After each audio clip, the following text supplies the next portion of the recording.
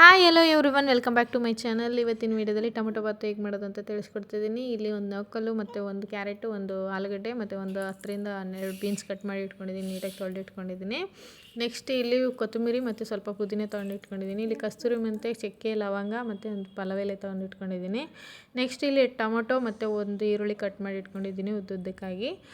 ಇವಾಗ ನೆಕ್ಸ್ಟು ಒಂದು ಸ್ಟವ್ ಅಂಟಿಸ್ಬಿಟ್ಟು ಒಂದು ಕುಕ್ಕರ್ ಇಟ್ಕೊತಾ ಇದ್ದೀನಿ. ಕುಕ್ಕರ್ ಇಟ್ಕೊಂಡು ಕಾದ್ಮೇಲೆ ಒಂದು ಸ್ವಲ್ಪ ಸಾಸಿವೆ ಜೀರಿಗೆ ಹಾಕೋತಾ ಇದ್ದೀನಿ. ಅದು ನನಗೆ ಅಭ್ಯಾಸ, ಅದು ಹಾಕಿದ್ರೆ ಏನು ತೊಂದರೆ ಏನಿಲ್ಲ. ಸಾಸಿವೆ ಜೀರಿಗೆ ಸ್ವಲ್ಪ ಸೆಟಪಟ ಅಂದಮೇಲೆ ಸ್ವಲ್ಪ ಎಣ್ಣೆ ಹಾಕೋತಾ ಇದ್ದೀನಿ. ನಿಮಗೆ ಎಷ್ಟು ಎಣ್ಣೆ ಬೇಕೋ ನೋಡ್ಕೊಂಡು ಹಾಕೊಳ್ಳಿ, ಜಾಸ್ತಿ ಹಾಕೋಕ್ಕೆ ಹೋಗ್ಬೇಡಿ. ಎಣ್ಣೆ ಹಾಕ್ಬಿಟ್ಟು ಎಣ್ಣೆ ಕಾದಾದ್ಮೇಲೆ ಇವಾಗ ಚಕ್ಕೆ, ಲವಂಗ ಮತ್ತು ಇವೆಲ್ಲ ತೊಗೊಂಡಿದ್ವಲ್ಲ, ಕಸ್ತೂರಿ ಮೆಂತೆ ಎಲ್ಲ, ಅದು ಹಾಕೋತಾ ಇದ್ದೀನಿ. ಅದನ್ನ ಎಲ್ಲನೂ ಮಸಾಲೆ ಹಾಕೋತಾ ಇದ್ದೀನಿ. ಮಸಾಲೆ ಹಾಕೊಂಡಾದ್ಮೇಲೆ ಸ್ವಲ್ಪ ಹೊತ್ತು ಬಿಟ್ಬಿಟ್ಟು ಒಂದು 2 ನಿಮಿಷ ಬಿಟ್ಬಿಟ್ಟು ಇವಾಗ ನಾನು ಹಸಿಮೆಣ್ಸಿನ್ಕಾಯಿ ಹಾಕೋತಿದ್ದೀನಿ. ತೊಗೊಂಡಿದ್ವಲ್ಲ ಹಸಿಮೆಣ್ಸಿನ್ಕಾಯಿ ಕಟ್ ಮಾಡಿ ಉದ್ದುದ್ದಕ್ಕೆ ಸೀಳಿ ಇಟ್ಕೊಂಡಿದ್ದೆ.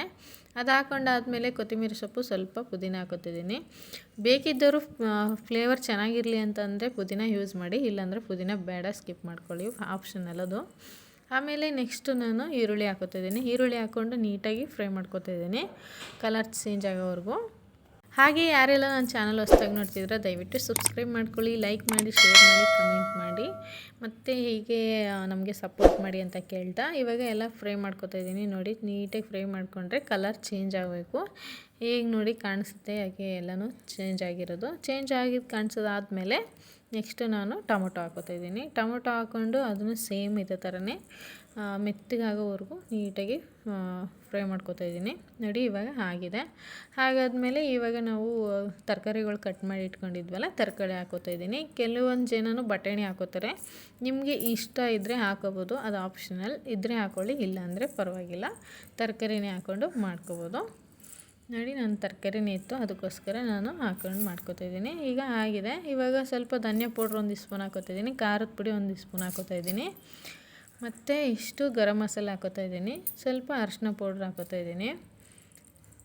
ಹಾಕೊಂಡಾದ್ಮೇಲೆ ನೀಟಾಗಿ ಮಿಕ್ಸ್ ಮಾಡ್ಕೊತಿದ್ದೀನಿ.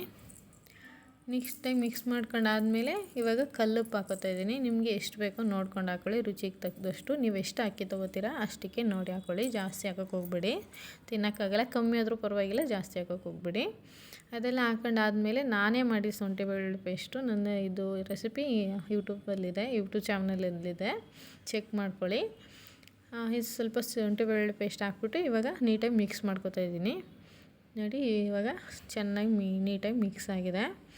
ಮಿಕ್ಸ್ ಆದಮೇಲೆ ನಾನು 1.5 ಗ್ಲಾಸ್ ಅಕ್ಕಿ ತೊಗೊಂಡಿದ್ದೆ, ನಾನು ನೆನೆಸಿಕೊಂಡಿದ್ದೆ. ಒಂದು 10 ನಿಮಿಷ ನೆನೆಸಿಕೊಂಡ್ರೆ ಸಾಕು. ಅದನ್ನು ತೊಳೆದ್ಬಿಟ್ಟು ನೀಟಾಗಿ 1-2 ಸಲ ತೊಳೆದ್ಬಿಟ್ಟು ಇವಾಗ ಅಕ್ಕಿನ ಹಾಕೋತಾ ಇದ್ದೀನಿ. ಹಾಕೊಂಡ್ಬಿಟ್ಟು ನೀಟಾಗಿ ತಿರುಗಿಸ್ಕೋಬೇಕು. ನೀಟಾಗಿ ತಿರುಗಿಸ್ಕೊಂಡಾದ್ಮೇಲೆ ಇವಾಗ 1 ಗ್ಲಾಸ್ ಅಕ್ಕಿ ತೊಗೊಂಡ್ರೆ 2 ಗ್ಲಾಸ್ ನೀರು ಹಾಕಬೇಕು. ಅರ್ಧ ಗ್ಲಾಸ್ ಅಕ್ಕಿ ತೊಗೊಂಡ್ರೆ 1 ಗ್ಲಾಸ್ ನೀರು ಹಾಕಬೇಕು. 2 ಗ್ಲಾಸ್ ಅಕ್ಕಿ ತೊಗೊಂಡ್ರೆ 4 ಗ್ಲಾಸ್ ನೀರು ಹಾಕಬೇಕು. ಅದೇ 1 to ಡಬಲ್ ಆ ಥರ ನೀರು ಹಾಕಬೇಕು. ಇದು ನಾನು ಬೇಸಿಕ್ ಅಡುಗೆ ಹೇಳ್ಕೊಡ್ತಿರೋದು. ಬೇಸಿಕ್ ಅಡುಗೆ ಯಾಕಂತಂದರೆ ಕೆಲವು ಜನಕ್ಕೆ ಹೆಣ್ಮಕ್ಳಿಗೆ ಗೊತ್ತಿರಲ್ಲ, ಕೆಲವು ಜನ ಮತ್ತು ಬ್ಯಾಚುಲರ್ಸ್ ಇರ್ತಾರೆ, ಅವ್ರಿಗೂ ಗೊತ್ತಿರಲ್ಲ. ಸ್ವಲ್ಪ ನಮ್ಮಿಂದ ಸ್ವಲ್ಪ ಹೆಲ್ಪ್ ಆಗಲಿ ಅನ್ನೋದು ನನ್ನ ಅನಿಸಿಕೆ, ಅದಕ್ಕೋಸ್ಕರ ನಾನು ಬೇಸಿಕ್ ಅಡುಗೆನೇ ಮಾಡ್ತಾಯಿದ್ದೀನಿ. ಇವಾಗ ಎಲ್ಲ ಹಾಕಾದ್ಮೇಲೆ ಇವಾಗ ನೀಟಾಗಿ ತಿರುಗಿಸ್ಕೊತಾ ಇದ್ದೀನಿ. ತಿರುಗಿಸ್ಕೊಂಡು ಇವಾಗ ನಾನು ವಿಜಿಲ್ ಹಾಕೋತಾ ಇದ್ದೀನಿ. ವಿಜಿಲ್ ಕೆಲವು ಜನ 1 ಹಾಕ್ತಾರೆ, ಮತ್ತು 2 ಹಾಕ್ತಾರೆ, 3 ಹಾಕ್ತಾರೆ. ನಾವು ಹಾಕ್ಕೊಳ್ಳೋದು 2 ವಿಜಿಲ್ ಹಾಕ್ಸ್ತೀವಿ, ಯಾಕಂದರೆ ಚೆನ್ನಾಗಿ ಬರುತ್ತೆ ಅಂತ. ಇವಾಗ 3 ವಿಜಲ್ ಆಗಿದೆ.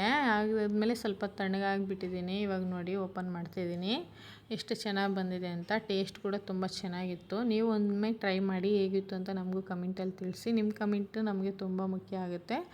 ಈ ವಿಡಿಯೋನು ಇಷ್ಟೊತ್ತು ನೋಡಿದ್ದಕ್ಕಾಗಿ ಧನ್ಯವಾದಗಳು. ಮತ್ತೆ ಮುಂದಿನ ವಿಡಿಯೋದಲ್ಲಿ ಸಿಗೋಣ. ಅಲ್ಲಿವರೆಗೂ ಬಾಯ್.